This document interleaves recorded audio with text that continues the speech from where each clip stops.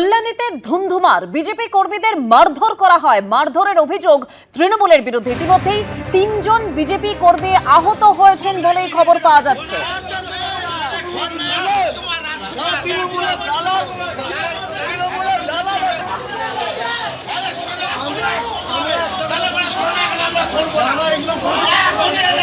Request कर रहे सुनिए, मैं लास्ट 5 डेज से ये कंप्लेन कर रहा हूँ थाने में। मैं पुलिस अफसर पर को कंप्लेन किया हूँ, मैं मेल किया हूँ ऐसी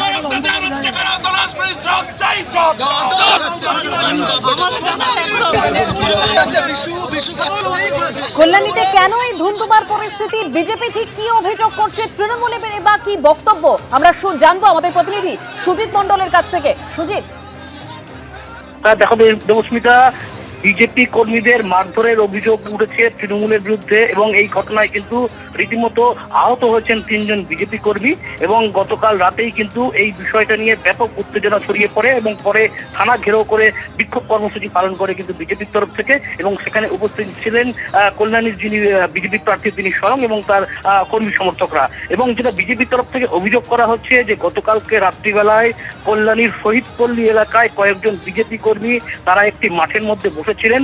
সেই সময় অতর্কিত বেশ কয়েকজন তৃণমূল দুষ্কৃতী তারা কিন্তু সেই ঘটনাস্থলে আসে এবং তাদের উপর চড়া হয় এবং বেধড়ক মারধর করা হয়। এবং এই ঘটনার পরে কিন্তু ব্যাপক উত্তেজনা ছড়িয়ে পড়ে।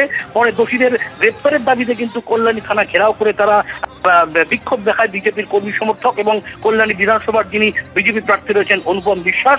পরে এলাকায় বিশাল পুলিশ এবং কেন্দ্রীয় বাহিনী গিয়ে টহল দেয় এবং পরিস্থিতি সামাল দেওয়া হয়। এবং এই ঘটনায় রাতেই কিন্তু একজনকে পুলিশ আটক করেছে। এবং একদম সুজিত, তুমি যেরকম বলছিলে একজনকে পুলিশ আটক করেছেন, কিন্তু আহত বিজেপি কর্মীরা কি বলছেন একবার শুনবো।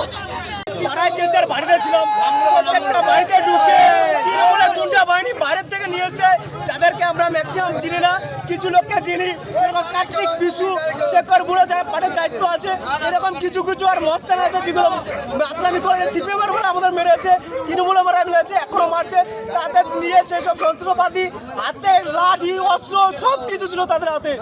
এমন কোনো আমরা 10টা-12টা ছেলে আমরা যে যার বাড়িতে ছিলাম সবাইকে এক জায়গায় ডেকে আমরা গিয়েছি। একটা ছেলেকে মেরেছে আমাদের ভাইকে, তাকে আমরা ঠেকাতে গেছি, আমাদের প্রত্যেকটা ছেলেকে ফেলে মেরেছে। এমনকি আমাদের দুটো কর্মী, আমাদের বন্ধু, আমাদের বুথ সভাপতি, তাদের কোনো খোঁজ খবর নেই। কল্যাণী তারাই ফোন করেছি, সংস্কৃতি করেনি। তৃণমূলে হারবাদ বাহিনী মেরেছে, তৃণমূলে গুন্ডা মেরেছে, তৃণমূলে মস্তান বাহিনীরা মেরেছে। কল্যাণীতে ধুন্ধুমার পরিস্থিতি যে ছবি আপনারা দেখতে পাচ্ছেন, বিজেপির তরফে যেটা অভিযোগ করা হচ্ছে যে তাদেরকে মারধর করা হয়েছে। এই মুহূর্তের আর কি আপডেট রয়েছে আমরা আরো একবার জানবো। আমাদের প্রতিনিধি সুজিত রয়েছেন আমাদের সঙ্গে। সুজিত, একদমই বিজেপির তরফ থেকে যেটা মূলত অভিযোগ করা হচ্ছে, তাদের যে জনসমর্থন এবং নির্বাচনী প্রচারে গিয়ে বিজেপির যে কর্মী সমর্থকদের যে উপস্থিতি, তাই থেকে কিন্তু তৃণমূল রীতিমতো ভীত সন্ত্রস্ত হয়ে পড়েছে এবং তার ফলেই কিন্তু তারা তাদের উপরে এইভাবে রাতের অন্ধকারে তাদের উপর চড়া হয়েছে এবং তাদেরকে মারধর করা হয়েছে। এবং যদিও তৃণমূলের তরফ থেকে কিন্তু এই বিষয়টিকে টোটালটাই পুরোপুরি অস্বীকার করে যেটা তৃণমূলের তরফ থেকে জানানো হয়েছে যে এটি বিজেপির নিজেদের মধ্যে একটি ঘটনা এবং সেটি এই নিয়ে পরে এলাকায় তার বিস্তৃত আকার ধারণ করে। এর সাথে তৃণমূলের কোনো যোগ নেই। তবে সমস্ত বিষয় নিয়ে গতকালকে উত্তেজনা ব্যাপক চরমে ওঠে এবং থানা ঘেরাও করে বিক্ষোভ কর্মসূচিতে অংশগ্রহণ করেন কল্যাণীর যিনি বিজেপি প্রার্থী রয়েছেন অনুপম বিশ্বাস সহ বিজেপির কর্মী সমর্থকরা। তবে পরে পরিস্থিতি সামাল দেয় কিন্তু কল্যাণী থানার বিশাল পুলিশ বাহিনী এবং কেন্দ্রীয় বাহিনী। প্রথমে বিজেপির ছেলেরা মদ্যপান করছিল একটা ঘরের মধ্যে, না হলেও 10-15টা ছেলে ছিল। থাকার পর তারা এক্সেস মদ্যপান করার পর তারা ওখান থেকে জয় শ্রীরামের ধ্বনি দিয়ে কিছু কুকথা নিজেদের মধ্যেই বলছে।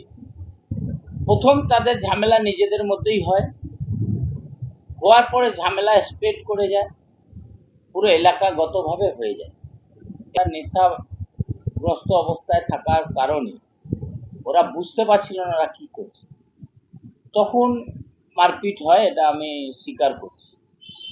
কিন্তু মারপিট কাদের মধ্যে হয় এইটা আগে জানতে হবে। নিজেদের মধ্যে প্রথম তাদের মারপিট হয়, তারপরে যেটা হয় সাধারণত, এই ধরুন কারোর আত্মীয় স্বজন ঢুকে গেছে, মারপিটের মধ্যে আছে, তখন এইভাবে এক্সপেক্ট করে দেয়। এবিপি আনন্দ এগিয়ে থাকে, এগিয়ে রাখে।